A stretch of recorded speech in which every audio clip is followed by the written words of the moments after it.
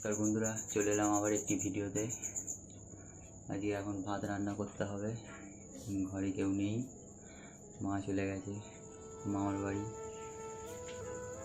আমি একাই আছি আর বাবা আছে, ভাইও চলে গেছে মামা বাড়ি। এখন আমাকেই রান্না করতে হবে। দেখি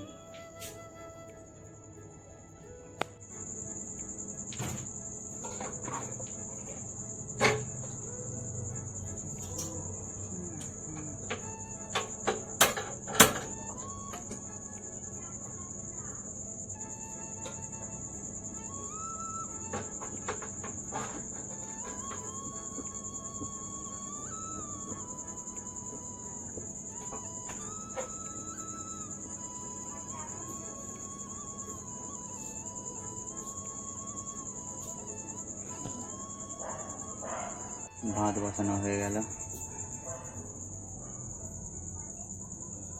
ভাতই বসালাম। সকালে তরকারি করেছিলাম, সেই তরকারি আছে, শুধু ভাতটা করলেই হয়ে যাবে। আর কিছু করার নেই, শুধু ভাতটাই করতে হবে। মা না থাকলে বোঝা যায় কতটা কষ্ট করতে হয়। শুধু মাই কদিনের জন্য মামা বাড়ি গেছে, তাই কত কষ্ট করতে হচ্ছে। মা থাকলে এত কিছু করতে হয় না, মাই সব একা হাতে সব সামলে নেয়। এই কদিনের জন্য গেছে মামার বাড়ি, তাই আমাদের অবস্থা তো পুরো খারাপ হয়ে গেছে। কবে যে আসবে কী জানি। সব সমস্যাগুলো একবারে একই সময় চলে এসছে।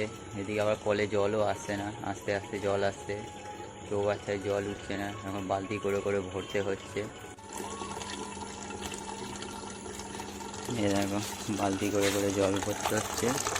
কত আস্তে আস্তে জল আসছে, এই আস্তে আস্তে জল আসতে চৌবাচ্চা ভরতে হচ্ছে না, এখন বালতি ভরি। ভাত সবে এখন ফুটতে শুরু করলো, এখনো হতে বাকি আছে ভাত। দেখি কত সময় লাগে।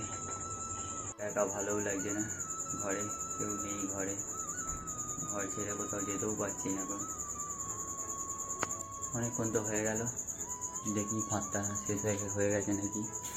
বেশিক্ষণ আবার রেখে দিলে গিলে যাবে ভাত, তখন আর ভাল লাগবে না খেতে।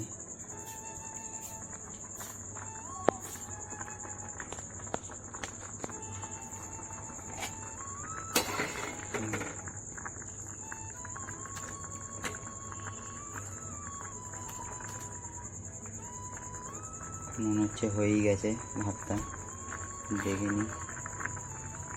ভাত তো রান্না হয়ে গেল, এখন একটা কাজ বাকি আছে, কালকের জন্য চালটা বেঁচে রাখতে হবে। তাহলে এখন বসে বসে চাল বাচ্ছি।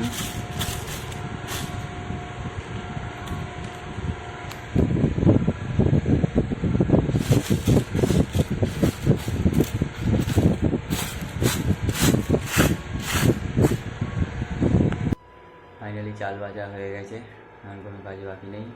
এবার একটু পরে বাবা চলে এলে আবার খেয়ে দিয়ে শুয়ে পড়তে হবে, আবার কালকে সকালে উঠতে হবে।